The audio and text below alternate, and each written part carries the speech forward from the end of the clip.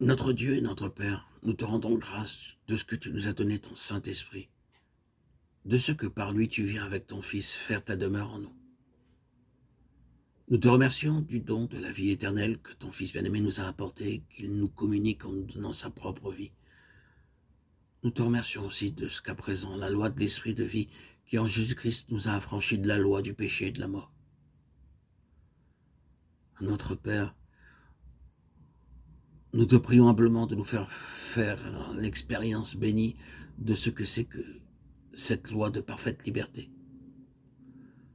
Fais-nous comprendre quelle est la loi d'une vie intérieure qui, joyeuse et spontanée, se développe avec puissance en nous. Fais-nous comprendre que cette loi n'est autre que la loi de la vie éternelle qui possède une force de vie incessante. Fais-nous comprendre que cette loi est celle de la vie de Jésus-Christ et que c'est notre Sauveur lui-même qui vient l'implanter et la maintenir en nous. Fais-nous comprendre quelle est la loi de l'Esprit de vie qui est en Jésus-Christ et que le Saint-Esprit vient glorifier Christ en nous révélant sa présence en nous. Oh notre Père, ouvre nos yeux et vivifie notre foi, afin que nous puissions croire que la loi de l'Esprit a réellement plus de force en nous que la loi du péché qui est dans nos membres, et qu'elle nous en affranchit. Nous pourrons alors faire mourir les actes de la chair et vivre de la vie de Christ. Oh notre Père, daigne enseigner ces choses à tous tes enfants. Amen. Arrêtons-nous ici un moment et voyons quelle a été notre expérience à cet égard.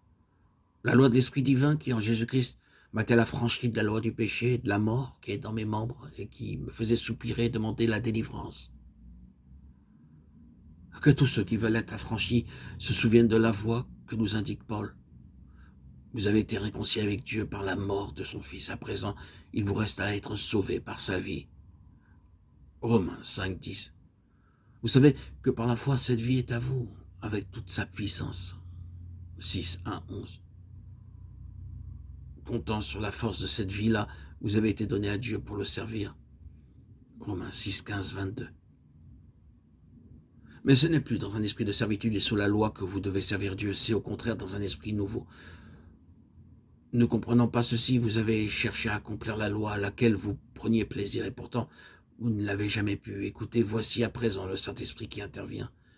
La foi en Jésus et en la vie qu'il vous envoie vous amène à recevoir en vous la vie de l'Esprit. Le Saint-Esprit affranchi de la loi et il maintient la vie de Christ par la vertu de sa présence.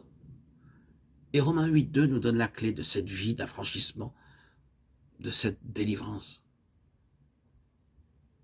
Comme la vie d'Adam se reproduit dans toute la race humaine, de même la vie du Dieu homme circule constamment dans tous ses enfants.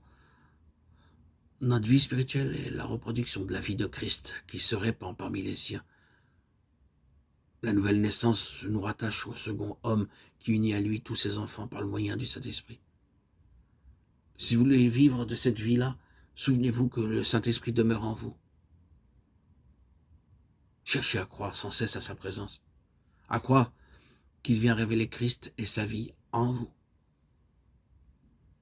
Laissez-le régner en vous. Soyez prêts à lui obéir, à marcher selon l'Esprit. La loi de l'Esprit, la force ou la vertu d'une vie intérieure, la loi de l'Esprit de vie en Jésus-Christ, m'ont affranchi de la loi du péché et de la mort.